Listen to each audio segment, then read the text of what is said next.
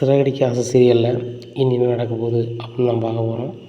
இங்கே ஸ்ருதி மீனாட்ட சேலஞ்சு பண்ணுறாங்க. இந்த மாதிரி நான் ஆன்ட்டியை பயங்காட்டாமல் விடவே மாட்டேன் அப்படின்னு சொல்லிட்டு. இந்த சூழ்நிலையில் அவங்க பேய் மாதிரியே சவுண்டெல்லாம் விடுறாங்க. அதுபோக தன்னுடைய செல்ஃபோனில் வீடியோ அதெல்லாம் சவுண்டாக வைக்கிறாங்க. அதுபோக அவங்க பல குரல் பேசுறதுனால பேய் மாதிரியே விஜயாவை சொல்லி கூப்பிட்றாங்க. ஏய் விஜயா, இந்த வீடு என் வீடு, இதை உன் வீடுன்னு சொல்லிகிட்டு இருக்கியா, உன்னை என்ன செய்கிறோம் பாரு அப்படிங்கிறாங்க. இதை கேட்ட விஜயா ரொம்பவே ஷாக் ஆகிட்டு போகிறாங்க. இதே சவுண்டு மனோஜுக்கும் கேட்குது. ஆஹா, பேய் போலையே, இந்த வீட்டில் யாரோ தூக்கு போட்டு இறந்துருப்பாங்க போலையே, அவங்க தான் ஆவியாக வராங்க. அம்மா இந்த வீடு என் வீடு அப்படின்னு சொல்லிட்டு இருக்காங்க, அதனால் பேய்க்கே பிடிக்கல போலையே அப்படின்னு சொல்லி ரொம்பவே பயந்துட்டுருக்காங்க. திடீர்னு பெரிய சவுண்டாக ஒன்று போடுதாங்க. இதில் பேய்ந்து போய் விஜயா பொத்துன்னு விழுந்துடுறாங்க. இங்கே மனோஜ் பயந்து போய் பெட்ஷீட்டை மூடிட்டு ரோனி ரோனி ரோனி ரோனி கத்துறாங்க. என்னாச்சு அப்படிங்கிறாங்க. முதல்ல எந்தி அப்படிங்கிறாங்க. உடனே என்ன மனோஜ் ஆச்சு அப்படிங்கிறாங்க. இல்லை நீ எந்தி, ஏதோ பேய் சவுண்டு கேட்கு அப்படிங்கிறாங்க. மனோஜ் பேயாவது அதாவது அப்படிங்கிறாங்க. அங்கே பாரு ரோகிணி அப்படிங்கிறாங்க. சவுண்டு மறுபடியும் கேட்குது. இதை கேட்டோன்னே ரோகிணி ரொம்ப பயப்படுறாங்க. ஆமாம் மனோஜ், ஏதோ பேய் தான் அப்படின்னு சொல்லிட்டு மனோஜ் நம்ம விரும்பிட்டு வெளில போக வேண்டாம் அப்படிங்கிறாங்க. எனக்கு பயமாக இருக்குது, எங்கள் அம்மாவை ஏதாவது செஞ்சிருமோன்னு பயமாக இருக்குது, வா என்னன்னு பார்ப்போம் அப்படிங்கிறாங்க. மனோஜ் ஒன்று செய்யுங்க, உங்கள் அம்மாவுக்கு ஏதாவதுன்னா உங்களுக்கு தான் ஃபீலிங்காக இருக்கும், நீங்கள் தான் ரத்த உறவு, நீங்கள் என்ன போய்ட்டு வா, நான் தூங்குறேங்க அப்படிங்கிறாங்க. இல்லை எனக்கு வெளியே போகிறதுக்கு பயமாக இருக்குது அப்படிங்கிறாங்க. உடனே மனோஜ் நான் வரல அப்படிங்கிறாங்க. அப்படியா, அப்படிங்க போக மனோஜ் அப்படிங்கிறாங்க. நானும் போகல, இனி ஏதாவது பேய் செஞ்சிட்டுனா எங்கள் அம்மாவுக்கு அது வயசாகிடுச்சு, அது போய் சேர்ந்தா கூட பிரச்சனை கிடையாது, நான் போயிடக்கூடாது. இப்போ தான் பிஸ்னஸ் பண்ணுறேன், பெரிய ஆளாக வரணும் கனவுகளோடு இருக்கேன். நான் எனக்கு ஏதாவது ஆகிட்டுனா நானும் பேய் அலைய வேண்டியிருக்கும், நான் போகலை அப்படிங்கிறாங்க. மனோஜ் ஏன் பயப்படுறீங்க அப்படிங்கிறாங்க. நீ பயப்படலை, எங்கள் அம்மாவுக்கு என்னாச்சுன்னு போய் பார்த்துட்டு வா அப்படிங்கிறாங்க. ஏங்க மணி எத்தனை, எவ்வளோ நேரத்துக்கு போய் பார்க்க சொல்கிறீங்க, சரி தூங்கு அப்படிங்கிறாங்க. ரோகிணி பில்டப்பாக தூங்க சொல்லிட்டாங்க. ரோகிணிக்கும் தூக்கம் வரல. மனோஜுக்கு சரியான பயமாக இருக்குது. இந்த சூழ்நிலையில் விஜயா அங்கே ஒரு மாதிரி கிடந்தோன்னா அண்ணாமலை தச்சியெல்லாம் எழுந்திரிச்சி பார்க்குறாங்க. இங்கே மயங்கி கிடக்குறாங்க, தண்ணி தெளிக்கிறாங்க. விஜயா என்னாச்சு அப்படிங்கிறாங்க. ஏங்க ஏதோ ஒரு பேய் நீ பேரை சொல்லி கூப்பிடுதுங்க அப்படிங்கிறாங்க. பேய் அது பிசாஸ் ஆகுது அப்படின்னு சொல்லிட்டு லைட்டை போடுறாங்க. லைட்டை போட்டோன்னே சுற்றி பாஞ்சு போய் மீனா கட்டில் படுத்துக்கிட்டாங்க. வேணாம் நீங்கள் படுத்துக்கோங்க அப்படிங்கிறாங்க. 2 பேருமே பெட்ஷீட்டை மூடிட்டு படுத்துக்கிறாங்க. விஜயா ரொம்பவே கிடுகிடுன்னு ஆடிக்கிட்டு இருக்காங்க. விஜயா அப்படிங்கிறாங்க. கதவை திறந்து வராங்க. யார் இருக்கீங்களா அப்படிங்கிறாங்க. யாரும் இல்லை அப்படிங்கிறாங்க. இங்கே தாங்க சவுண்டு கேட்டுச்சு அப்படிங்கிறாங்க. அங்கே மீனா கட்டிலில் ஸ்ருதியும் மீனாவும் தூங்கிட்டு கிடக்காங்க. இங்கே வேறு என்ன இருக்குது அப்படிங்கிறாங்க. ஒன்றும் இல்லையா அப்படிங்கிறாங்க. ஒன்றும் இல்லை அப்படிங்கிறாங்க. ஆமாங்க ஏதோ கூப்பிட்டுச்சு அப்படிங்கிறாங்க. டேய் மனோஜ் அப்படிங்கிறாங்க. இப்போ என் பேரை சொல்லி கூப்பிடுது, ரோஹிணி கதவே தரக்கூடாது அப்படிங்கிறாங்க. உடனே அவன் மனோஜ் உங்கள் பேர் சொல்லி தான் கூப்பிடுது அப்படிங்க, நீங்களும் பேய்க்கு உங்களுக்கு என்ன சம்மந்தம் அப்படிங்கிறாங்க. எனக்கு என்ன தெரியும், முதல்ல விஜயா இது என் வீடுன்னு சொல்லிச்சு, இப்போ என்ன அப்படி சொல்லுது, கதவை தரக்கூடாது அப்படின்னு நினைக்கிறாங்க. காலையில் விடிஞ்சோடனே ரோஹிணி சொல்கிறாங்க, மனோஜ் வாங்க வெளில போகலாம் அப்படிங்கிறாங்க. எங்கள் விஜயா நல்லா தூங்கிட்டு கிடக்காங்க. நைட்டு பூரா பேசுகிறது தூங்கலை, விடிஞ்சோடனே தான் தூங்குறாங்க. அப்போ மனோஜ் ரூம் விட்டு வெளில அம்மா அப்படின்னு சொல்லி ரூம் போகிறாங்க. என்னடா அப்படிங்கிறாங்க. நைட்டு பூரா பேய் என் பேரை சொல்லி மனோஜ்னு கூப்பிட்டுச்சுமா அப்படிங்கிறாங்க. டேய் நான் தான்டா கூப்பிட்டேன் அப்படிங்க. இல்லைம்மா பேய் கூப்பிட்டுச்சு, முதல்ல விஜயா ஆகுவோ அப்படின்னு கூப்பிட்டுச்சு, கடைசியில் மனோஜ் இங்கே ஒன்று கூப்பிட்டுச்சு, எனக்கு ரொம்ப பயமாக இருக்குமா, நான் முதல்ல ஜோசியக்காரை போய் பார்க்க போகணும் அப்படிங்கிற, நீங்களும் வாங்கம்மா அப்படிங்கிறாங்க. டேய் எனக்கு ஒன்றும் செய்யலடா அப்படிங்கிறாங்க. இல்லை பார்க்க போகிறோம் அப்படிங்கிறாங்க. எனக்கு ஒரு 1 ஹவர் தூங்கணும், நான் தூங்க போகிறேன், நீ வேணா போய் தூங்கு அப்படிங்கிறாங்க. ஏம்மா எனக்கு ரொம்ப தூக்கமே வராது அப்படிங்கிறாங்க. டேய் நீ நைட்டு பூரா தூங்கிட்டேன், நான் நைட்டு பூரா தூங்கலை, நான் தூங்க போகிறேன் அப்படிங்கிறாங்க. உடனே மனோஜ் சாமியாருக்கு ஃபோன் அடிக்காங்க. ஃபோன் அடிச்சு, சாமி எங்கள் அம்மாவுக்கு ஏதோ ஆயிடுச்சு, எனக்கு ஏதோ ஆயிடும்னு பயமாக இருக்குது அப்படின்னு சொல்லிட்டு அவர் நேராக வீட்டுக்கு வந்துடுறாரு. வீட்டில் மந்திரத்தை சொல்லிகிட்டே இருக்கார். இந்த சூழ்நிலை முத்து வந்துடுறாரு. இது யாரா அப்படிங்கிறாங்க. இதாண்டா என் சாமியார், எனக்கும் அம்மாவுக்கும் உயிருக்கு உத்தரவாதம் இந்த வீட்டில் அப்படிங்கிறாங்க. ஆமாம் நீ பெரிய இவன், உனக்கு உயிருக்கு உத்தரவாதம் இல்லை அப்படிங்கிறாங்க. டேய் பேய்டா அப்படிங்கிறாங்க. மீனா மனசுக்குள்ளே சிரிக்கிறாங்க. உடனே ஏன் நீ சிரிக்கிற, பேயோட அருமை பேய்ந்தவங்க தான் தெரியும் அப்படிங்கிறாங்க. ஸ்ருதி சொல்கிறாங்க, பேயின்னு சொல்கிறீங்க, நானும் மீனாவும் நேற்று ஹாலில் தான் ஒன்றா தூங்கினோம் கட்டில், நீங்கள் என்ன பேய்ங்கிறீங்க, எங்களுக்கெல்லாம் சவுண்டு கேட்கலையே அப்படிங்கிறாங்க. பார்த்தியாம்மா சவுண்டு வந்து உனக்கு எனக்கு தான் கேட்டிருக்கு, அப்போ பேய் இருக்குது நிஜம்தான். சாமி பேய் இருக்கான்னு பாருங்கள் அப்படிங்கிறாங்க. அதை பார்க்கணுன்னா எப்படின்னா ஒரு 10,000 ஆகும் அப்படிங்கிறாங்க. இன்னும் விஜயா சொல்கிறாங்க, எவ்வளோ செலவாயிட்டாலும் பரவாயில்ல சாமி, என் பையன் வந்துடுவான், நீங்கள் பாருங்கள் அப்படிங்கிறாங்க. இன்னும் மனசு சொல்கிறாங்க, ஏம்மா என் பங்கு நான் ஏறுறதாங்க, நீங்கள் உங்கள் பங்கு ஏறுறதாங்க அப்படிங்கிறாங்க. டேய் பெற்ற தாயிட்டையும் பணம் தாங்க எப்படியா அப்படிங்கிறாங்க. ஒன்றும் இல்லைம்மா எனக்கு டைட்டாக இருக்குது அப்படிங்கிறாங்க. ஆமாம் லூஸாக மட்டும் இருந்தால் மட்டும் நீ பணம் கொடுத்துருவியா அப்படிங்கிறாரு. அதெல்லாம் ஒன்றும் இல்லை, நீங்கள் போய்ட்டு வாங்க நினச்சி அப்படிங்கிறாங்க. மனோஜ் தான் கூப்பிட்டாப்புல தான் வந்திருக்கேன், நீங்கள் போங்கன்னு சொல்கிறீங்க அப்படிங்கிறாங்க. டே மனோஜ் வந்த வர ஒழுங்கு மரியாதையை அனுப்பிவிடு அப்படிங்கிறாங்க. உடனே இல்லை இல்லை அனுப்ப மாட்டேன் அப்படிங்கிறாங்க. முத்து சரியான கோபத்தில் பேசிடுறாரு. பேசணுன்னு அந்த சாமியார் கோபப்பட்டு வெளில போயிடுறாங்க. இப்படியா இருக்குது இந்த சூழ்நிலையில் சுருதி நினைக்கிறாங்க, ரைட்டு நம்ம ஒரு வேஷத்தை போட்ட வேண்டியதான் அப்படின்னு சொல்லிட்டு ஒரு சாமியார் மாதிரி வேஷம் போட்டு வராங்க. வந்தோடனே இது யார் நீங்கள் அப்படின்னு கேட்குறாங்க. இமயமலையிலேருந்து வரேன், எங்கள் வீட்டில் பேய் இருக்குதுன்னு எனக்கு தெரியுது, 2 பேருக்கு பேய் பிடிக்க போகுது, இது ஆரம்ப காலம் ஸ்டேஜ் அப்படிங்கிறாங்க. யாருக்குங்க அப்படிங்கிறாங்க. ஒரு ஆள் பேர் ரோகி, ஒரு ஆள் பேர் விஜயா, இன்னொரு ஆள் பேர் மனோஜ் அப்படிங்கிறாங்க. ஐயோ நம்ம 2 பேர் தான் அப்படின்னு சொல்லிட்டு இதுக்கு என்ன பரிகாரம் அப்படிங்கிறாங்க. அது நான் பேயை ஓட்டுறேன் அப்படின்னு சொல்லிட்டு ஒரு சவுக்கு எட்டுவாங்க அப்படின்னு சொல்கிறாங்க. அண்ணாமலை சொல்கிறாங்க, நீங்கள் யார் என்ன வரோம் அப்படிங்கிறாங்க. சாமி நான் வந்து இமயமலையிலேருந்து வந்திருக்கேன் அப்படிங்கிறாங்க. இமயமலையிலேருந்து வந்திருக்கீங்களா அப்படிங்கிறாங்க. முத்து சிரிக்கிறப்ப இதை பார்க்க சாமியார் மாதிரியே தெரில, எல்லாம் ஒட்டுதடி மாதிரி இருக்குது அப்படிங்கிறாங்க. டேய் சும்மாறா அப்படிங்கிறாங்க. சவுக்கு எடுத்துவாங்க அப்படிங்கிறாங்க. எதுக்கு சாமி அப்படின்னு கேட்குறாரு முத்து. எட்டுவாங்க அப்படிங்கிறாங்க. நீங்கள் எல்லோரும் போங்க, இவங்க 2 பேருக்கு நான் பேய் ஓட்டுறோம் அப்படிங்கிறாங்க. இவங்கெல்லாம் போன பிறகு சவுக்கு வச்சு விழுந்து 2 பேர் விழுக்காங்க. 2 பேர் அடையப்பாங்காங்க. உடனே ஏன் இப்படி பண்ணுறீங்க சாமி, ஏன் இப்படி பண்ணுறீங்க அப்படிங்கிறாங்க. இப்படின்னா தான் போகும் அந்த பேய் அப்படிங்கிறாங்க. அப்படியா சாமி, சரி சாமி பைய அடிங்க அப்படிங்கிறாங்க. பைய அடித்தா பேய் போகுது பரவாயில்லையா அப்படிங்கிறாங்க. இல்லை நீங்கள் எப்பவும் போல செய்யுங்க அப்படிங்கிறாங்க. வெளுத்து வாங்குதாங்க. இந்த தோல் உறிஞ்சிது அந்தளவுக்கு இருக்குது. உடனே எப்பா போயிடுச்சு அப்படிங்கிறாங்க.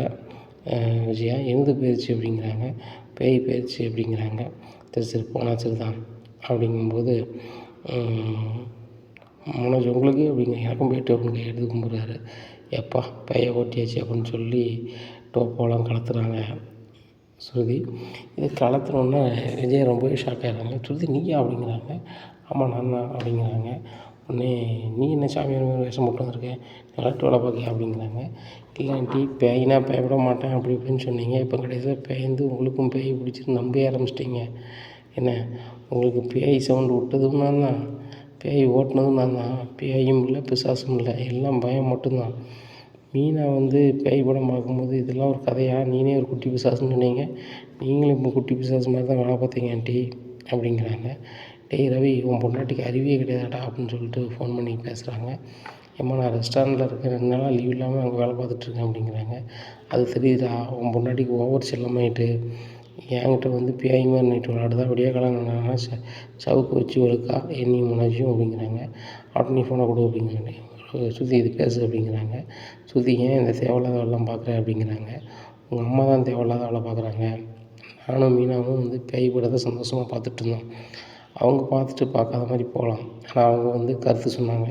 இந்த மாதிரி மீனா வந்து பேய்க்கு பயந்து கத்தும்போது நீனே ஒரு குட்டி பிசாசு, நீனே ஒரு பூதம், நீ வந்து இன்னொரு பேய்க்கு பயப்படுது அப்படின்ட்டு போகிறாங்க. அப்போ எவ்வளோ திமிரு வண்டிக்கு சொல்லு அப்படிங்கிறாங்க. எங்கள் அம்மா குணம்தான் தெரியுமே அப்படிங்கிறாங்க. உங்கள் அம்மா குணம்தான் தெரியும்னா மாற்றவே மாட்டாங்களோ, மாற்றாமே இருந்துகிட்ருப்பாங்க, அந்த மீனா வந்து வருத்தப்பட்டுகிட்டே இருப்பாங்களோ. நீங்கள் வந்து யாருமே மீனாவுக்கு சப்போர்ட் பண்ண மாட்டீங்க, ஆனால் நான் மீனாவுக்கு நான் தான் சப்போர்ட் பண்ணுவேன். இனிமேல் ஆண்டி இந்த மாதிரி பண்ணால் இதை விட பல சம்பவம் நடக்கும்னு சொல்லிடு அப்படிங்கிறாங்க. இங்கே விஜயாவுக்கும் மனோஜுக்கும் தோல் உறிஞ்சிருது. எப்பா ஏமான்ட்டு இருக்காங்க. உடனே ரோகிணி வராங்க. ஆண்டி என்னாச்சு, மனோஜ் என்னாச்சு அப்படிங்கிறாங்க. ஏம்மா இந்த ஸ்ருதி பிள்ளை சாமியார் மாதிரி வேஷம் போட்டு இங்கே வெளுத்துட்டா அப்படிங்கிறாங்க. ஏன் ஸ்ருதி அப்படி பண்ண போகிறா அப்படின்னு கேட்குறாங்க. பேய் பிடிச்சிருக்கு அப்படின்னு சொல்லி பண்ணிட்டாம்மா, நைட்டு அவள் தான் சவுண்டு விட்ருக்கா வச்சுருக்கா, அவள் அதையும் சொல்லி சிரிக்கிறா, நீங்கள் ஓவராக பண்ணீங்க நானும் ஓவராக பண்ணேன்னு சொல்கிறாம்மா அப்படிங்கிறாங்க. ஸ்ருதி உங்களுக்கு கொஞ்சம் கூட அறிவு இல்லையா அப்படின்னு சொல்லி ரோகிணி கேட்குறாங்க.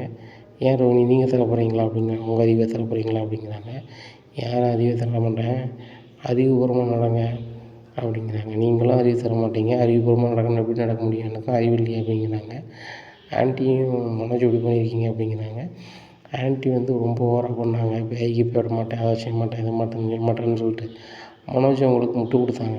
கொடுக்கும்போது 2 பேருக்கும் பூசை கொடுக்க வேண்டியதாக போச்சு, வேறு ஒன்றும் இல்லை அப்படிங்கிறாங்க. எதுனாலும் உங்களுக்கு அசால்ட்டு தான் ஸ்ருதி அப்படிங்கிறாங்க. எனக்கு எல்லாமே அசால்ட்டு தான், ஆனால் ஆன்ட்டி ஓவராக பண்ண மாட்டாங்க. இந்த மாதிரி எனக்கு பேய்னா பயம் கிடையாது, பிசாசுனா பயம் கிடையாது, திருவிழாவுக்கு கூட ஒத்தியாக போவோம் வருவோம்னு சொல்லிட்டு இப்போ இருந்த வீட்டுக்குள்ளே இருந்துட்டு பயப்பட தானே செய்கிறாங்க அப்படிங்கிறாங்க. பயப்படாமல் நீங்கள் அப்படி சண்டை விட்டால் யார் தான் பயப்பட மாட்டான், நான் கூட பயப்பட தான் செஞ்சேன், ஆனால் நீங்கள் வந்து இப்படி பண்ணுவீங்கன்னு நினச்சி கூட பார்க்கல ஸ்ருதி அப்படிங்கிறாங்க. நான் நினச்சி பார்த்தேன், கண்டிப்பாக இவங்க வந்து பயப்படுவாங்க எல்லோரும், கடைசியில் வந்து பேய் தான் வந்து இதில் ஜெயிக்கும்னு நினச்சேன். அதே மாதிரி ஜெயிச்சுட்டு நானும் கரெக்டாக 4 பூசை கொடுத்துட்டேன். மற்ற நேரத்தில் ஆண்டியே மேலே நான் கை நீட்ட முடியுமா, நீட்ட முடியாது. பேய் பிடிச்சிருக்குன்னு சொல்லிட்டு ஒரு நிறுத்திட்டேன். இன்னும் ஆன்ட்டி வந்து என்கிட்ட வச்சிக்க மாட்டாங்க அப்படிங்கிறாங்க. இப்போ மனோஜ்கிட்ட போகிறாங்க, மனோஜ் என்னாச்சு அப்படிங்கிறாங்க. சுத்தமாக முடியல ரோகிணி, அடினா உரிச்சிட்டாங்க அந்த ஸ்ருதி பிள்ளை, ரொம்ப ஓவராக பண்ணுது, அப்பாண்ட தான் இதை சொந்தமாக பேசணும் அப்படிங்கிறாங்க. மனோஜுங்க பாருங்கள், அப்பா வந்து பெரிய பணக்காரர், அவரோட சப்போர்ட் நம்மளுக்கு அவசியம், அதனால் வந்து நீங்கள் வந்து அவருக்கு சப்போர்ட்டாக தான் இருக்கணும் அப்படிங்கிறாங்க. அப்படி இருந்தால் தான் அவங்க அப்பா வந்து ஆத்திரத்துக்கு நம்ம கேட்டால் ஹெல்ப் பண்ணுவார் அப்படிங்கிறாங்க. அவங்க அப்பா என்ன ஹெல்ப் பண்ண போகிறாரு அப்படிங்கிறாங்க. இல்லை மனோஜ், நாளைக்கு வந்து பிஸ்னஸில் நம்ம டெவலப் பண்ணணும், காசு வேணும்னா அவர்கிட்ட நம்ம வாங்கிக்கலாம், அவர்கிட்ட நல்ல ஒரு அண்டர்ஸ்டாண்டிங்கில் இருக்கணும். ஸ்ருதி அம்மா கூட பார்லர் வந்தாங்க, அவங்கள வந்து நான் நல்ல ஒரு கஸ்டமர் மாதிரி, ஒரு உறவினர் மாதிரி பழக்கம் பண்ணி வச்சுருக்கேன். அவங்கள கூப்பிட அவங்க வீட்டுக்காரர் தான் வராரு ஸ்ருதியோட அப்பா. அப்போ நம்ம அதை கவர் பண்ணி வச்சுருந்தோம்னா நல்லாயிருக்கும்னு நினச்சி தான் நான் ஒன்றும் சொல்லலை அப்படிங்கிறாங்க. அப்படியே சொல்கிறேன், அவங்களால நம்மளுக்கு ஆதாயம் வருமா அப்படிங்கிறாங்க. கண்டிப்பாக வருங்க அப்படிங்கிறாங்க. சரி விடு பார்த்துக்கலாம் அப்படிங்கிறாங்க. மனோஜ் நீங்கள் தான் ரொம்ப பயந்துட்டீங்க அப்படிங்கிறாங்க. நான் பயந்தேன் தான், ஆனால் வந்து இப்படி பண்ணுவான்னு நினச்சி பார்க்கல, எங்கள் அம்மா தான் ரொம்ப பயந்துட்டாங்க அப்படிங்கிறாங்க. மனோஜ் எனக்கு உடம்புக்கு சுத்தமாக முடியல, ஹாஸ்பிட்டலுக்கு கூட்டிகிட்டு போடா அப்படிங்கிறாங்க. சரிம்மா வாங்கம்மான்னு சொல்லிட்டு ஆட்டோவில் கூட்டிகிட்டு போகிறாங்க. அங்கே டாக்டர் சொல்கிறாங்க, இன்னொரு 1 வாரம் ரெஸ்ட் எடுக்கணும், சரியாகும், உடம்புல ஃபுல்லும் செம காயம் இருக்குது, அதுக்கு நீங்கள் வந்து இந்த களிமண் போடுங்க. எவ்வளோ ஆச்சு சார் அப்படின்னு கேட்குறாரு மனோஜ். 3000 ஆச்சு அப்படிங்கிறாங்க. 3000 ஆச்சா அப்படிங்கிற, ஆமாம் அப்படிங்கிறாங்க. ஏம்மா 3000 தான் கொடுங்க அப்படிங்கிறாங்க. உன்ட்ட இல்லையா அப்படிங்கிறாங்க. அம்மா அன்றைக்கி 5000 செலவு பண்ணியிருக்கேன், இன்றைக்கி 3000 செலவு பண்ண என்னம்மா அர்த்தம் அப்படிங்கிறாங்க. உடனே கொடு அப்படிங்கிறாங்க. கொடுத்துட்றாங்க. வீட்டுக்கு வராங்க. வீட்டுக்கு வந்தோடனே இவங்க 2 பேரும் முகம் வாடலாக இருக்குது. உடனே அண்ணாமலை கேட்குறாங்க, என்ன நடந்துச்சு அப்படிங்கிறாங்க. எங்கள் 2 பேருக்கும் பேய் பிடிச்சிருக்குன்னு சொல்லி ஸ்ருதி மாறு வேஷத்தை போட்டு வலுவலுன்னு இழுத்துட்டா அப்படிங்கிறாங்க. அந்த புள்ள வந்து உங்களை வழிபடுத்தியிருக்கா. நீங்கள் வந்து இப்படிலாம் பண்ணக்கூடாதுல்ல. இப்போ உள்ள நாகரிக காலத்தில் பேய் இருக்குது, பிசாசு இருக்குன்னு நம்பினா அப்புறம் அப்படி தான் இருக்கும் அப்படிங்கிறாங்க. அது பேயங்காட்டினது ஸ்ருதி, நீங்கள் அதை ஏன் சொல்ல மாட்டேறீங்க அப்படிங்கிறாங்க. அந்த புள்ளைகிட்ட நான் கேட்டேன், கேட்கும்போது நீ சொல்லியிருக்க இந்த மாதிரி எனக்கு பேய் பிசாசுன்னு பழக்கம் இல்லை, வீணாக குட்டிச்சாத்தான் இருக்கு, குட்டிச்சாத்தான் என்ன செய்யும், அதெல்லாம் செய்யும் அப்படிங்கிறாங்க. அது சொன்னால் மட்டும், வார்த்தையில் சொன்னால் மட்டும் சரியாக போச்சா, எப்படி இந்த பிள்ளை பண்ணலாம் வைக்கலாம், நீங்கள் கேளுங்க அப்படிங்கிறாங்க. நீ தானே சொல்லுவா, பணக்கார மருமக வந்து அப்படி தான் இருப்பான்னு சொல்லிட்டு கேள்வியில் அது பாட்டில் இருந்துட்டு போட்டோம், இங்கே பேய்க்கு பயந்துட்டு இருந்தால் அப்படி தான் இருக்கும் அப்படிங்கிறாங்க. உடனே மனசு சொல்கிறாருப்பா, இவ்வளோ பூசை வாங்கின பிறகு எனக்கு 2-3 நாள் கடைக்கு போக முடியாதுப்பா, என்ன செய்ய போகிறேன்னு தெரில அப்படிங்கிறாங்க. ரோகிணியை போக சொல்லுப்பா அப்படிங்கிறாங்க. இப்போ அவளுக்குன்னு சொந்தமாக பார்லர் இருக்கலாம் அப்படிங்கிறாங்க. அப்போ 3 நாள் லீவ் விடு, இல்லைனா உங்கள்கிட்ட வேலை பார்க்குற ஸ்டாஃப் பார்க்க சொல்லு அப்படிங்கிறாங்க. இல்லைப்பா 3 நாள் நீங்கள் கல்லால் போயிருக்கலாமா அப்படிங்கிறாங்க. உடனே இங்கே பாருடா, எனக்கு வந்து ரொம்ப நேரம் இருக்க முடியாது அப்படிங்கிறாங்க. இல்லைப்பா நீங்கள் வந்து பொய் சொல்ல மாட்டீங்க, கல்லால் காசு எடுக்க மாட்டீங்கன்னு தெரியும், அதனால் 3 நாள் நீங்கள் போய் இருங்கப்பா அப்படிங்கிறாங்க. 3 நாள் மனோஜ் கடையில் போய் அண்ணாமலை உட்காந்துருக்காரு கல்லால். அங்கே நல்லாவே வியாபாரம் ஆகுது. அப்போ வீட்டுக்கு வரும்போது அண்ணாமலை சொல்கிறாங்க, நான் இன்றைக்கி ஒரு நாள் தான் கல்லால் இருந்திருக்கேன், நல்லா வருமானம் வருது, இந்த மாதிரி ஊழல் நல்ல வியாபாரம் தான் செய்யும், அந்த பணத்தெல்லாம் என்ன செய்கிற அப்படிங்கிறாங்க. மனோஜ் நினைக்கிறாரு, நானே கிரெடிட் கார்டில் லோன் எடுத்து கட்ட முடியாமல் சுற்றிட்டுருக்கேன், அது போக ஏகப்பட்ட கடை இருக்குது, உங்களுக்கு தெரிஞ்சும் தெரியாமல் இருக்குது, இதை நான் எப்படி மேனேஜ் பண்ண போகிறேன், ஸ்டாஃபுக்கு அடுத்த மாதம் சம்பளம் என்ன கொடுக்க போகிறேன் அப்படின்னு சிந்தனையில் இருக்கேன். ஆனால் நீங்கள் வந்து இன்றைக்கி ஒரு நாள் வியாபாரத்தை பெருசாக பேசுனீங்களாப்பா அப்படின்னு சொல்லிட்டு மனசில் நினச்சிக்கிட்டு இப்படி போகிறாரு. ரோஹிணி கேட்குறாங்க, மனோஜ் உங்கள் அப்பாவே கல்லால் இருந்தாங்க அப்படின்னு சொன்னால் இவ்வளோ வருமானம் வருது, நீங்கள் அந்த வீட்டுக்கு நிறைய கொடுக்கலான்னு சொல்லிட்டாங்கன்னு நினச்சிவ அப்படிங்கிறாங்க. அது வேறையா அப்படின்னு சொல்கிறப்பா நான் நல்லது நீங்கள் போண்டா நானே போயிடுறேன் அப்படிங்கிறாங்க. டேய் 3 நாளாக நீங்கள் என்னை கடைக்கு போக சொன்னால் நீ 2ஆவது நாள் போண்டாங்கிற அப்படிங்கிறாங்க. இல்லைப்பா உங்களுக்கு ஏற்கனவே வயசாகிடுச்சு, மாத்திரை வேறு போட்டு ரெஸ்ட் எடுப்பீங்க, நீங்கள் போய் கடையில் இருந்தீங்கன்னா சரி வராதுப்பா நான் பார்த்துக்கிறேன் அப்படிங்கிறாங்க. உடனே சரிப்பா அப்படிங்கிறாரு. உடனே அண்ணாமலைட்ட முத்து சொல்கிறாரு, அப்பா அது கிடையாது காரணம், கல்லால் இவ்வளோ காசு வருது போதுன்னு உங்களுக்கு தெரிஞ்சிடக்கூடாது, அதுபோக உங்களையே காசுக்கு நம்ப மாட்டேங்கான்பா அப்படிங்கிறாங்க. முத்து அவன் நம்புகிறான் நம்பலை, அவனுக்காக நம்ம இல்லை. என் பையனுக்கு உடம்பு சரியில்லை, அவன் கடையை போய் நான் பார்த்தேன், அவங்க உரிமையில் பார்த்தேன், அவன் நம்மளை 3ஆவது மனுஷன் மாதிரி நினச்சா நினச்சிட்டு போகிறான், அதுக்காக நம்ம ஒன்றும் செய்ய முடியாது அப்படிங்கிறாங்க. அதுவும் சரிதான்ப்பா, உன்னை மாதிரி யாரும் இருக்க மாட்டாங்கப்பா அப்படின்னுட்ருக்காங்க. இப்படி இருக்கும்போது மீனா வந்து ஸ்ருதிகிட்ட கேட்குறாங்க, ஸ்ருதி நீங்கள் பார்த்தீங்களா அன்றைக்கி நீங்கள் பேயின்னு சொல்லி ஒரு பிரச்சனையை கிளப்பிவிட்டீங்க, எவ்வளோ பிரச்சனை போயிட்டு பார்த்தீங்களா, இன்னுமே அதை அப்படி பண்ணாதீங்க, விளையாட்டு வந்து வினையாயிரும் ஸ்ருதி அப்படிங்கிறாங்க. மீனாக்கா நான் தான் சொல்லலை, சும்மையாவது நான் பேய்க்கு போய் விட மாட்டேன் வைக்க மாட்டேன், இந்த வீட்டிலே ஒரு பூதம் இருக்குது அது மீனா தான் அப்படி இப்படின்னா கடுப்பாகுதுல்ல, நீங்கள் சாந்தமான குணம், அவங்க என்ன சொன்னாலும் சகிச்சுட்டு போவீங்க, நான்லாம் அப்படி போக முடியாது, இப்போ கூட நான் தானே தெரிஞ்சேன் ஒன்றும் பிரச்சனை இல்லை அப்படிங்கிறாங்க. ஸ்ருதி நானும் சொல்ல மாட்டேன், நீங்களும் தயவுசெய்து சொல்லிடாதீங்க அப்படிங்கிறாங்க. சொல்ல மாட்டேன் அப்படிங்கிறாங்க. ரவி வர்றாரு, ரவிகிட்ட சொல்லிடுறாங்க, நான் வந்து இப்போ நான் தான் வந்து காரணம் அப்படின்னு சொல்லிட்டு. உடனே ஏன் இப்படி பண்ணுற வைக்கிற, தேவையில்லாத வேலைலாம் பார்க்காத அப்படின்னு சொல்லிட்டு ரவியுமே சத்தம் போடுறாரு. இப்படியா இருக்குது இந்த சூழ்நிலையில் மறுநாள் காலைல விடியுது. விடிஞ்சோடனே முத்து வந்து ரெஸ்ட் எடுக்கணும் மீனா, இன்றைக்கி கொஞ்சம் கறி எடுத்து வந்துருக்கு அப்படின்னு சொல்லி கொடுக்குறாங்க. கறி சாப்பாடு வைக்கிறாங்க. மீனா கொஞ்சம் வெளில போய்ட்டு வந்தது அப்படிங்கிறாங்க. மீனா நல்லெண்ணெய் எடுத்து வச்சுருக்காங்க, தலையில் தேய்ச்சி அவருக்கு சூடு இறங்கணும், கண்டிப்பாக இன்றைக்கி அவருக்கு எண்ணெய் தேய்ச்சி குளிக்க வைக்கணும்னு சொல்லிட்டு. ஸ்ருதி அவசரமாக வந்தவங்க டபார்னு தட்டி விட்டுறாங்க.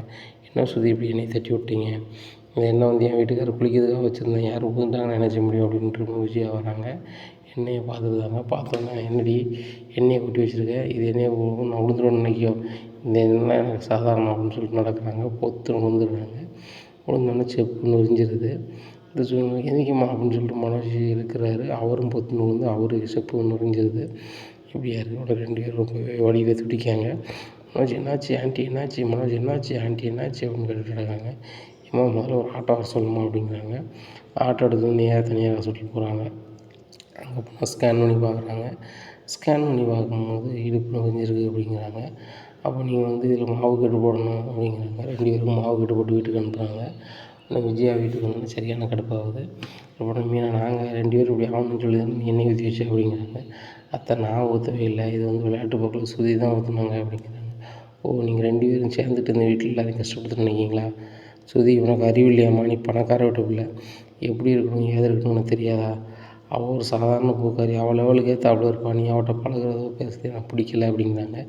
ஆண்டி உங்களுக்கு பிடிக்கலங்கிறதுக்காக நான் யார்ட்டையும் பேசாமல் இருக்க முடியாது, உங்களுக்கு தேவைன்னா நீங்கள் பேசுங்க, எனக்கு தேவைன்னா நான் பேசுகிறேன், நீங்கள் புத்தி சொல்லி நான் கேட்குற இடத்துல நான் இல்லை ஆண்டி, தயவுசெய்து இந்த வார்த்தை நீங்கள் என்றைக்காவது சொன்னீங்கன்னா உங்கள் மனசை கஷ்டப்படுத்துவேன், நான் ஏதாவது வார்த்தை சொல்லிடுவேன் அப்படிங்கிறாங்க. விஜயாவுக்கு சரியான கடுப்பு. அப்போ பார்வதி ஃபோன் அடித்து வர சொல்கிறாங்க. பார்வதி ஆட்டுக்கால் இருந்தால் வாங்கிட்டு வா அப்படிங்கிறாங்க. எதுக்கு விஜயா அப்படிங்கிறாங்க. இந்த ஸ்ருதியும் இந்த மீனாவும் பார்த்தப்ப என் இடுப்பு போச்சு, மனோஜ் இடுப்பு போச்சு அப்படிங்கிறாங்க. என்னாச்சு அப்படிங்கிறாங்க. மீனா நானும் கீழே விழுணும்னே சொல்லிட்டு எண்ணெயை ஊற்றி போட்டிருக்கா, இல்லை நான் விழுந்துட்டேன், என்னை காப்பாற்றுறதுக்கு மனோஜ் வந்தான், மனோஜ் அதில் விழுந்துட்டான், 2 பேருக்கும் செப்பு வரைஞ்சி போச்சு, ஹாஸ்பிட்டல் போய் தாங்க இருக்கோம், கட்டெல்லாம் போட்டிருக்காங்க, இன்னும் கொஞ்ச நாள் ரெஸ்ட் எடுக்கணுங்கிறாங்க. எண்ணெய் ஊற்றி பிரச்சனை இல்லை, மனோஜ் வந்து எப்படி கடையை பார்ப்பான்னு தான் ஒன்றும் தெரில அப்படிங்கிறாங்க. என்ன சொல்கிற, அவன் பொண்டாட்டி போய் பார்க்க சொல்ல வேண்டியதானே அப்படிங்கிறாங்க. இல்லை பார்லரையும் அவன் போகணும்ல அப்படிங்கிறாங்க. விஜயா அங்கே பாரு, இக்கட்டான சூழ்நிலையில் அவன் மருமகனுக்கோ மகனுக்கோ நீ தான் ஹெல்ப் பண்ணணும், நீ பார்லருக்கு போ, அவள் கடையை பார்த்துக்கட்டும், 2 வருமானத்துக்கும் தரப்படாதில்ல அப்படிங்கிறாங்க. அதுவும் சரிதான் அப்படிங்கிறாங்க. உடனே சரி நீ ஆட்டுக்கால் வாங்கிட்டு வா அப்படிங்கிறாங்க. வாங்கிட்டு வராங்க. வாங்கிட்டு வந்தோன்னா மீனாட்ட கொடுக்குறாங்க. மீனை வச்சு கொடு அப்படிங்கிறாங்க. சரியத்தை அப்படிங்கிறாங்க. அவட்டையா வச்ச, அவள் தான் ஏற்கனவே இடுப்பு ஒடிச்சா, இப்போ மறுபடியும் அவட்டையே கொடுத்துருக்கு, அவளே உடம்ப தேற்றிக்கிடுவா அப்படிங்கிறாங்க. அத்தை அப்படி ஒன்றும் அவசியம் இல்லை அத்தை, நான் வந்து வேணுக்குன்னே செய்யலை, என் வீட்டுக்காருக்கு எண்ணெய் தேய்க்க வச்சுருந்தேன், இதை சுருதி தட்டி விட்டாங்க, இதான் நடந்துச்சே தவிர்த்து மற்றபடி நான் எண்ணெயை சிந்தனை வைக்கணும்னு எண்ணம் கிடையாது, அதுபோக எண்ணெயை வந்து நான் அசுக்காத ரோட்டில் அதில் அந்த சிந்தனை எடுக்கணும்னு நினச்சேன், நான் எடுக்க முடியாமல் போச்சு அப்படிங்கிறேன். அதே எப்படி நீ எடுப்பேன், நான் தான் கீழே விடணும்னு ஒரு பெரிய ஆசை இருக்குது அப்படிங்கிறாங்க. அத்தை உள்ளுக்குள்ளே இருந்தால் கூட நான் வெளியே சொல்ல முடியாது அத்தை, ஏன்னா நான் அவங்க மருமகள் அப்படிங்கிறாங்க. நீ தானே, நீ எப்படிப்பட்ட வேலை பார்ப்பேன்னு எனக்கு தெரியும்டி, மற்றவங்க மாதிரி நான் ஏமாற மாட்டேன் அப்படிங்கிறாங்க. சரித்த அப்படின்னு சொல்லிட்டு கிளம்பிடுறாங்க மீனா. பார்த்தியாடா எவ்வளோ திமிரு அவளுக்கு அப்படின்ட்டு அப்படிங்கிறாங்க. முத்து வராரு. கண்டிப்பாக திமிரு இருக்க தான் செய்யும். அவள் முத்து பொண்டாட்டில அவளுக்குன்னு ஒரு திமிரு இருக்க தான் செய்யும். அந்த திமிரு வந்து யாரையும் கஷ்டப்படுத்தாது, கவலைப்படுத்தாது. ஆனால் நீங்கள் கஷ்டப்படுறீங்க, கவலைப்படுறீங்கன்னா காரணம் உங்கள் புத்தி மட்டும்தான். என்ன சிந்திருக்குன்னு தெரியுது, வீம்புக்கு நடக்கிறீங்க. உங்களை காப்பாற்றுறதுக்கு அவர் எண்ணக்குள்ளேயே வராரு. ஏன்னா அவர் பெரிய மாமீரன் நெப்போலியன்லாம். கண்ணாடியை கழட்டிட்டு விட்டா வடக்கு எது தெற்கு எதுன்னு தெரியாது. அப்பேற்பட்டவங்களாம் அடுத்தவங்களுக்கு வந்து இவர் வந்து பாதுகாப்பு கொடுக்கலாம். சிரிப்பு தான் வருது அப்படிங்கிறாரு முத்து. உனக்கு சிரிப்பு வரும்டா, உன் பொண்டாட்டி எங்களை இந்த நிலைமைக்கு ஆளாக்கியிருக்கா, அவளை ஒரு வார்த்தை கூட கேட்க மாட்டேன், நீ வந்து அவள் சொல்ல கேட்டுக்கிட்டு ஆடிக்கிட்டு இருக்க அப்படிங்கிறாங்க. நான் யார் சொல்ல கேட்டியும் ஆட மாட்டேம்மா, மீனாவே எதுவும் சொன்னால் கூட சரி எது தப்பு எதுவும் புரிஞ்சு தான் பண்ணுவேன், பழைய முத்து நான் கிடையாது அப்படிங்கிறாங்க. அதான்டா சொல்கிறேன், பழைய முத்துனா வந்து அம்மா மேலே பாசம் இருக்கும், அப்பா மேலே பாசம் இருக்கும், இவன் பொண்டாட்டி மேலே தான் பாசம் இருக்குது அப்படிங்கிறாங்க. என்ன தான் நீங்கள் ஒரு பிள்ளையாவே ஏற்றுக்கலையே அப்படிங்கிறாங்க. நான் உன்னை பிள்ளையாக ஏற்றுக்கிடாம தான் இருக்கேன், ஆனால் ஊர் உலகத்துக்கு நீ என் பிள்ளை தானே, அப்போ வந்து எனக்கு ஒரு நல்லது நடக்க தான் நீ செய்யணும். உன் பொண்டாட்டி வந்து ஒரு கெட்டது நடத்தான்னா அவளை அந்த வீட்டில் வச்சு பார்க்கலாமா, பேசாமல் அந்த வீட்டை விட்டு வெளியே அனுப்பிவிடு அப்படிங்கிறாங்க. அவளை எதுக்கு அனுப்பணும், தெரியாமல் என்ன செஞ்சுருக்கு, நீங்கள் அதை தெரிஞ்சுக்கிட்டும் அதை ஏறியிருக்கீங்க. மனோஜ்கிட்டையும் எல்லோரும் சொல்கிறாங்க வழுக்குதுன்னு சொல்லிட்டு, நான் பார்த்துக்கிறேன், நானே பெரிய மாவீரன்னு சொல்லிட்டு எடுத்து விட்ருக்கேன், இப்போ இப்படி ஆயிடுச்சா அப்படிங்கிறாங்க. இந்த சூழ்நிலையில் விஜயா சொல்கிறாங்க மனோஜ் அண்ணாவன்கிட்ட, எங்கே இப்படி பண்ணியிருக்கா அந்த மீனை, அந்த மீன் அந்த வீட்டில் இருக்கக்கூடாது அப்படிங்கிறாங்க.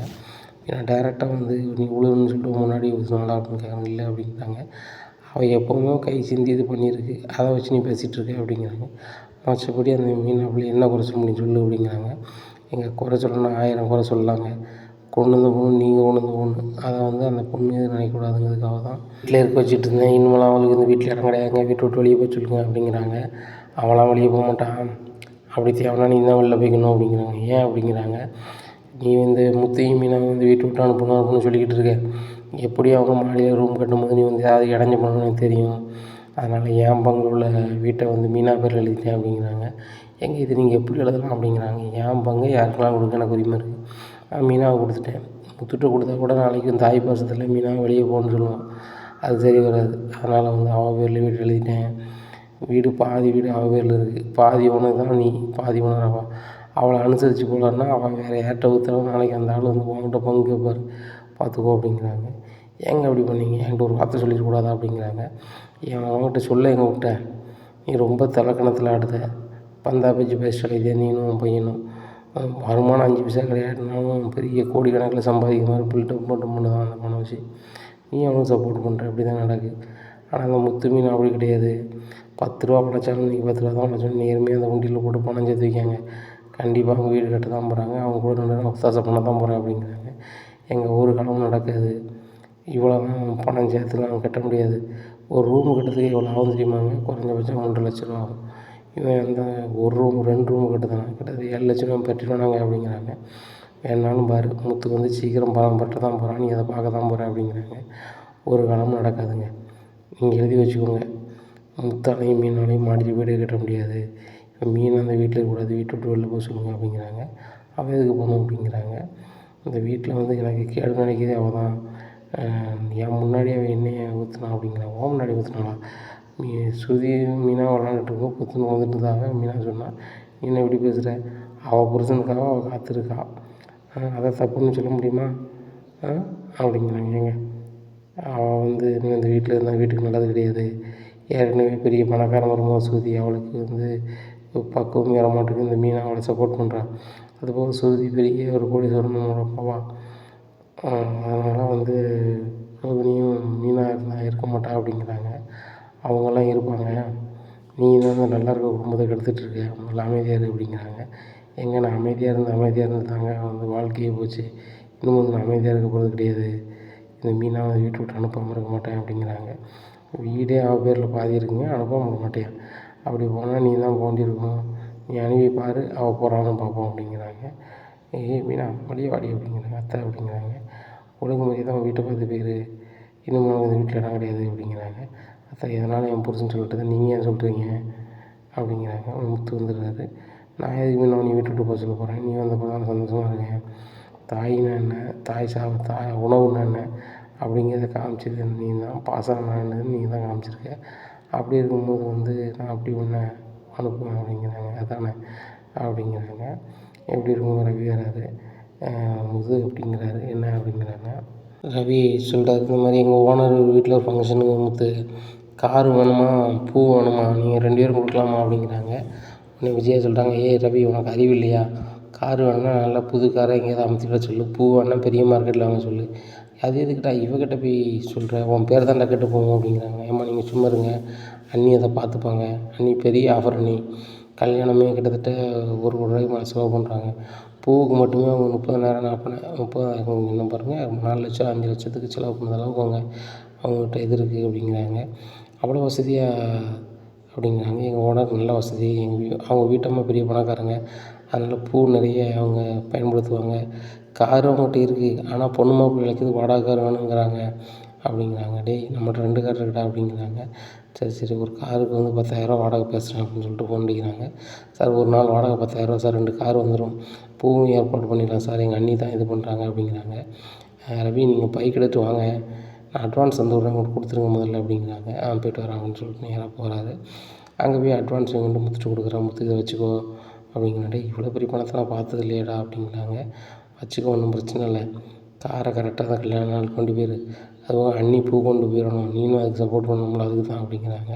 சரி உங்கள் ஓனர்கிட்ட சொல்லிடு, நான் சூப்பராக பண்ணி தரேன்னு சொல்லிடு அப்படிங்கிறாங்க. சரி ரைட்டு அப்படின்னு சொல்லிட்டு ஃபோன் அடிக்கிறாங்க. சார் இந்த மாதிரி பூ சூப்பராக பண்ணி கொண்டு வந்துடுவாங்களாம், டிரைவரும் 2 காரை கொண்டு வராங்க அப்படிங்கிறாங்க. சரி தம்பி நீங்கள் சொன்ன எல்லாமே சரி தான் அப்படிங்கிறாங்க. உடனே பைசா வாங்கி முத்துட்டு மீனாட்டும் கொடுக்குறாரு ரவி.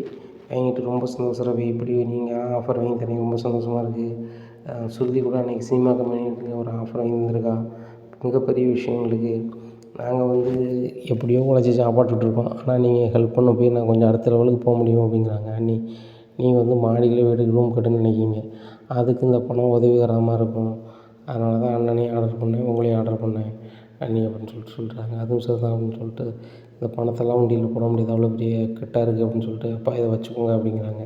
டேய் இந்த வீட்டில் திருட்டு தொல்லை அதிகமாக இருக்குது, அதனால் பேங்கில் போய் போடு அப்படிங்கிறாங்க. இங்கே சுதி சொல்லி சிரிச்சிடுறாங்க.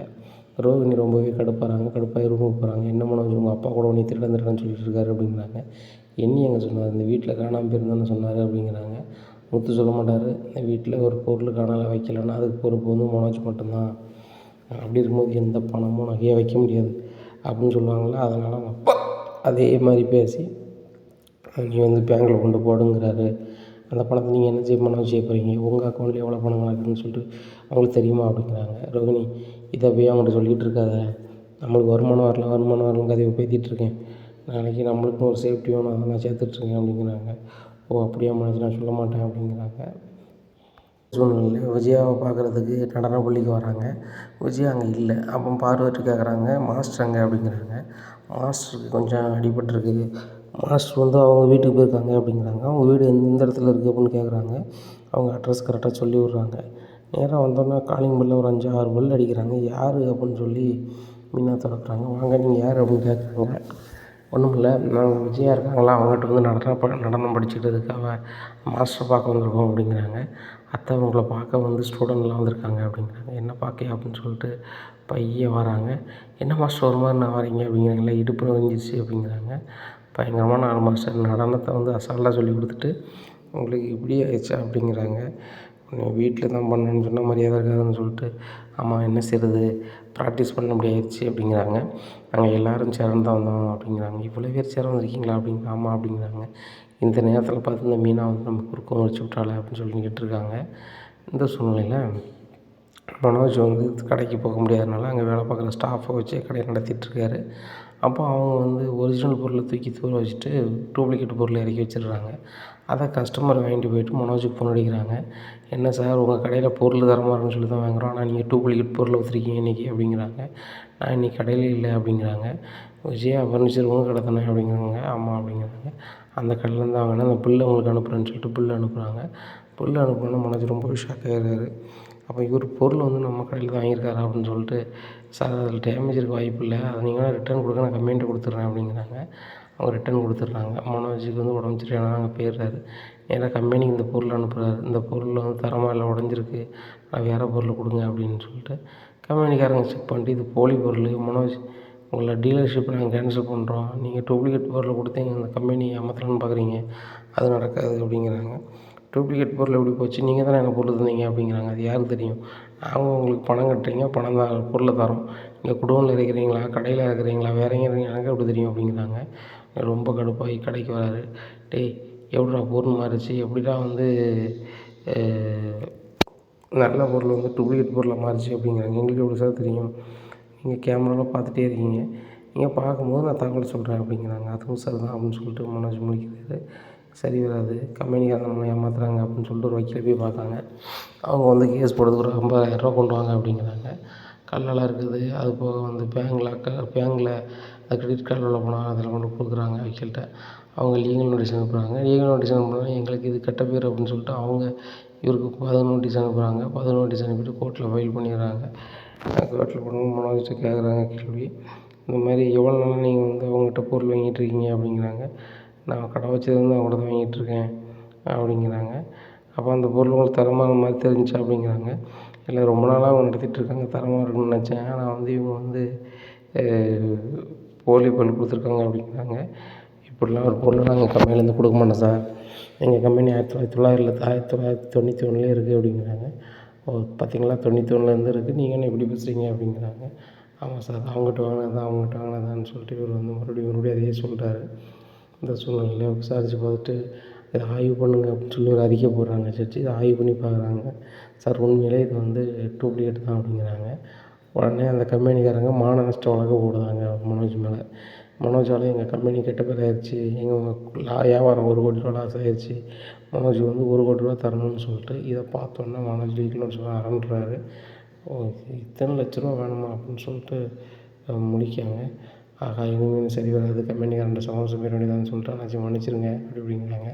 தம்பி மன்னிக்கலாம் இருக்கட்டும், இனிமேல் வந்து உங்கள் டீலர்ஷிப் நாங்கள் கேன்சல் பண்ணுறோம், நீங்கள் எங்கே பொருள் வாங்கிங்களோ வாங்கிக்கோங்க. ஆனால் பொருள் வந்து அசல் பொருள் வாங்கிட்டு டூப்ளிகேட் சொன்னீங்க பார்த்தீங்களா, உங்களை நாங்கள் மைண்டில் வச்சுருக்கோம். என்றைக்குமே உங்களுக்கு எங்கள் ஷோரூமில் இருந்தால் எந்த பொருளும் உங்களுக்கு கிடைக்காது அப்படிங்கிறாங்க. உடனே என்ன சார் இப்படி சொல்கிறீங்க? உங்கள்கிட்ட பர்மிஷன் வாங்கி தானே நான் விற்றுட்ருக்கேன், நீங்கள் திடீர்னு இப்படி சொன்னீங்கன்னா அப்படிங்கிறாங்க. இல்லை சார் உங்கள் டீலர்ஷிப்பை கேன்சல் பண்ணியாச்சு, டீலர்னால் கொஞ்சம் குறைச்சி தருவோம், வாங்கி விற்கிறவங்களுக்கு அமௌண்ட்டு கூட சொல்லுவோம். நீங்கள் வந்து இன்னும் வந்து எதனாலும் எங்கள்கிட்ட டேரெக்டாக தான் வாங்கணும், டீலர் மாதிரி உங்களை வச்சுக்க மாட்டோம் அப்படிங்கிறாங்க.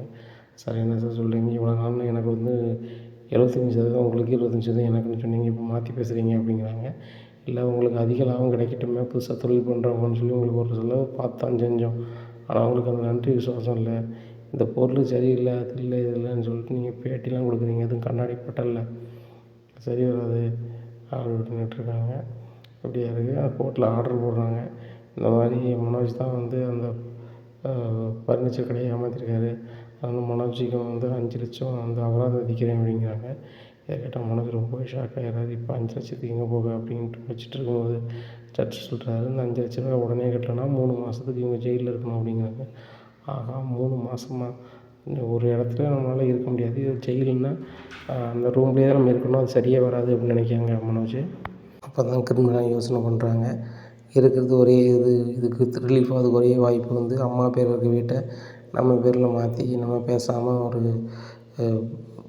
யார்ட்டையாவது வித்துற வேண்டியதுனால ரேட்டுக்கு, வேறு வழி கிடையாது. அப்படின்னா தான் இதுலேருந்து நம்ம தப்பிக்க முடியும் அப்படின்னு சொல்லிட்டு, ஏம்மா அவங்கள்ட்ட தனியாக பேசணும் அப்படிங்கிறாங்க. என்னடா சொல்லு அப்படிங்கிறாங்க. பேசாமல் இந்த வீட்டை வித்துடலாமா அப்படிங்கிறாங்க. விற்றுட்டு அப்படிங்கிறாங்க, ஏம்மா நம்மகிட்ட தான் இன்னொரு வீடு வாடகைக்கு விட்ருக்கோம்ப்பா, அதை நம்ம திருப்பிட்டு அங்கே இருக்கலாமா, இந்த வீடு விற்றா என் கடன் பிரச்சனை எல்லாம் முடிஞ்சிடும், நானும் நல்ல நிலைமைக்கு வந்துடுவேன் அப்படிங்கிறாங்க. டேய் வீடை விற்று உன் கையில் கொடுத்துட்டு நாங்கள் தெருவில் அலையிறதா? ஒன்று உன்னால் முடிஞ்சால் அப்புறம் டீ கட்டு, இல்லையா என்னவும் பண்ணிட்டு போ அப்படிங்கிறாங்க. ஏம்மா நீங்கள் தானம்மா சொல்லுவீங்க நான் முன்னேறி பெரிய ஆளாக வரணும்னு சொல்லிட்டு அப்படிங்கிறாங்க. ஆமாடா நான் தான் சொன்னேன் நீ நல்லா வரணும்னு சொல்லிட்டு, ஆனால் நீ நல்லா வருது மாதிரி தெரில. உன்னையும் நம்பி வீட்டை கொடுத்துட்டு நானும் என் புருஷனும் வீட்டில் உள்ளவங்க தெருவில் பொண்ணை விரும்பலை அப்படிங்கிறாங்க. ஏம்மா முத்தை பிடிக்காது உங்களுக்கு, மீனாவை பிடிக்காது, ரவியும் சுருதியும் அந்தளவுக்கு பிடிக்காது, என்ன தானம்மா பிடிக்கும் அப்படிங்கிறாங்க. உன்னை பிடிச்சதுனால தான்டா இவ்வளோ சீரழிவு, என் புருஷன்ட்ட கேட்ட பேர் இந்த முத்து மீனாட்டெலாம் அவமானப்பட்டுனுங்க. இன்னும் இந்த வீட்டு பத்திரம்னு என்கிட்ட கேட்டு வந்துடாத. உன் மேலே கம்பெனிக்காரங்க கேஸை போட்டாங்களா, அவங்களுக்கு நீ பணம் கொடுக்கணுமா, பிச்சை எடுத்து கொடுப்பியா, என்ன செஞ்சு கொடுப்பியா, கொடுக்க முடியலையா விடு, அதுக்காக வந்து என் வீட்டெல்லாம் வந்து லோன் போடணும் வைக்கணும்னு சொல்லி நீ கேட்காத.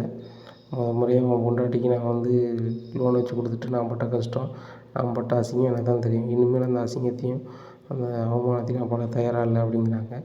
இதை கேட்டால் மனோஜ் ரொம்பவே ஷாக் ஆகுறாங்க. இனி என்ன நடக்கும் அப்படிங்கிறத பொறுத்து வந்து பார்க்கலாம். நம்ம சேனலை நீங்கள் மறக்காமல் லைக் அண்ட் சப்ஸ்கிரைப் பண்ணுங்கள். நன்றி, வணக்கம்.